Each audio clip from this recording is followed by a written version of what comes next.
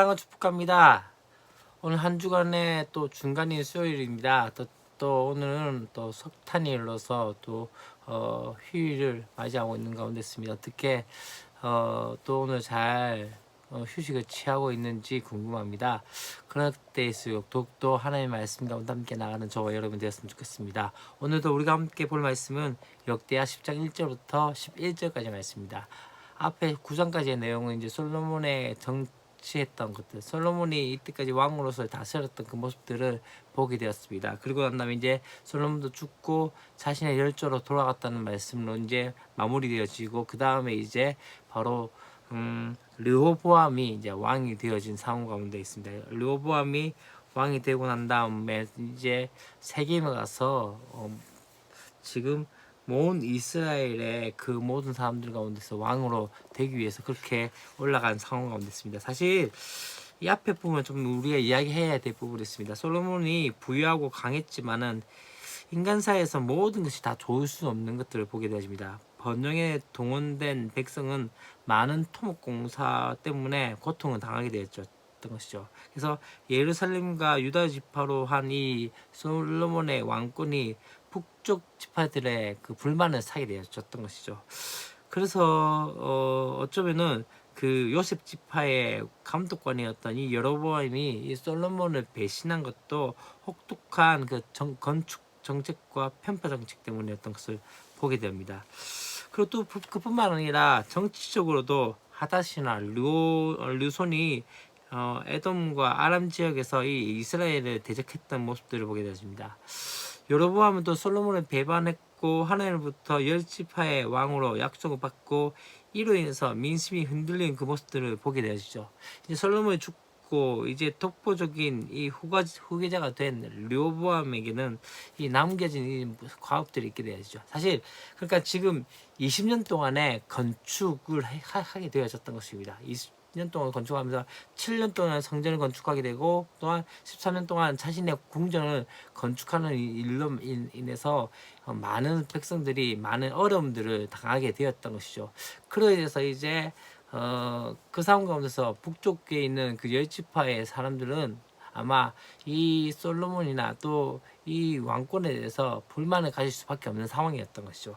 그런 상황 가운데서 이제 르호보암이 세겜에 가서 모든 지파의 그런 호응을 얻고자 갔던 것입니다. 그런 상황 가운데서 이 여로보암과 또 열 지파의 대표들이 와서 어떤 이야기를 한다면 바로 이 이야기를 하게 되어집니다.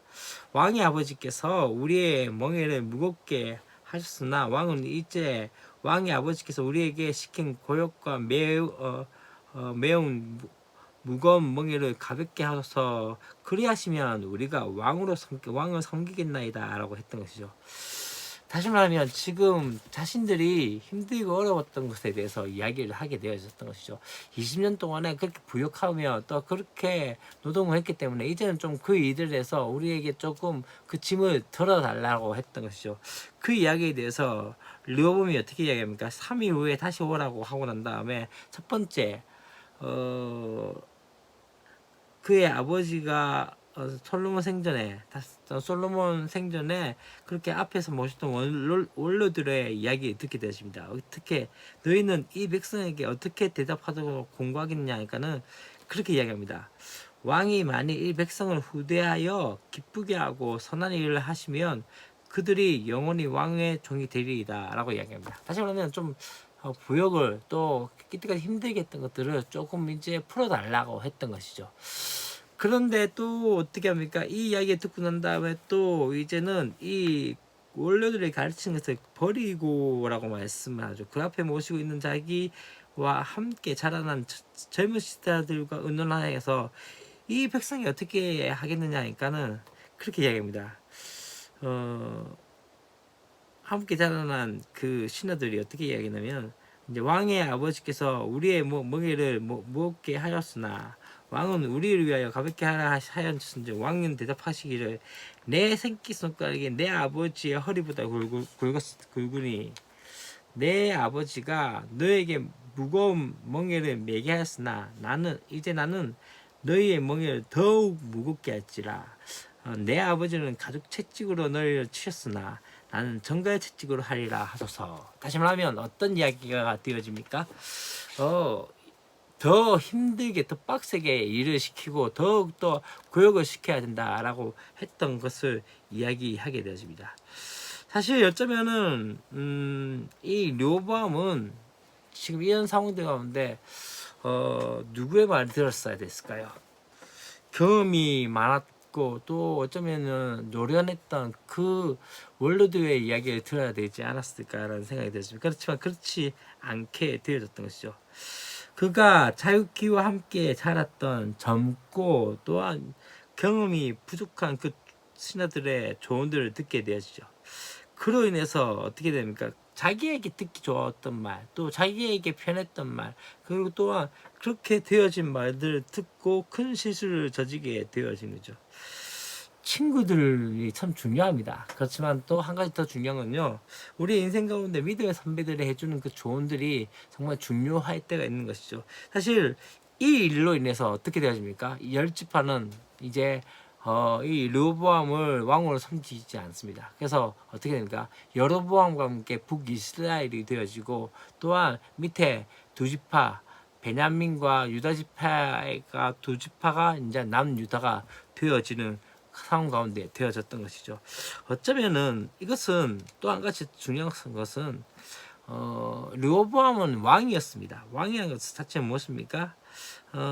이제 하나님께서 맡기신 그 자리에서 충성하면서 하나님께서 주신 그 백성을 잘 다스리는 것이 바로 왕의 사명이었습니다. 그러나 그 사명을 감당하지 못했고 그 사명에 대해서 어떠합니까? 그 사명에 대해서 집중하지 않았기 때문에 이런 일이 있지 않았나라는 생각이 들었습니다.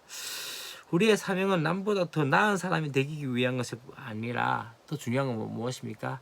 하나님께서 나에게 맡기신 일에 자리에 충성하는 것을 깨달으셔야 합니다. 사실 어쩌면은 지금 이 열지파가 르호보암에 갔을 때 그 이야기했을 때 솔로몬이 했던 이야기를 한 것을 통해서 아마 자신이 솔로몬과 비교되었다는 생각 가운데서 이 일을 그르친 것도 있지 않나 하는 생각이 드십니다. 여러분 비교의식이 우리에게 좋은 것이 아니라는 것을 깨달으셔야 됩니다. 누군가와 비교되어진 것들 또한 누구와 비교하는 것들 그것은 도리어 열등의식과 우월의식 가운데 갖게 되어지죠. 그러나 진짜 중요한 건 무엇입니까? 나는 나인 것입니다. 나는 하나님께서 나에게 주어진 그 작품대로 그 이들대로 그 소명대로 따라가야 하는 것이죠.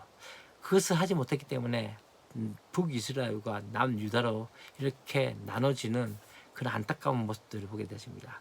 오늘 하루의 삶 가운데서도 우리에게 주신 사명과 또한 우리가 들어야 할 조언들이 어디에 있는지에 대해서 한번 생각하면서 그렇게 살아가는 저와 여러분 됐으면 좋겠습니다. 내일 또 함께 뵙겠습니다. 사랑하고 축복합니다.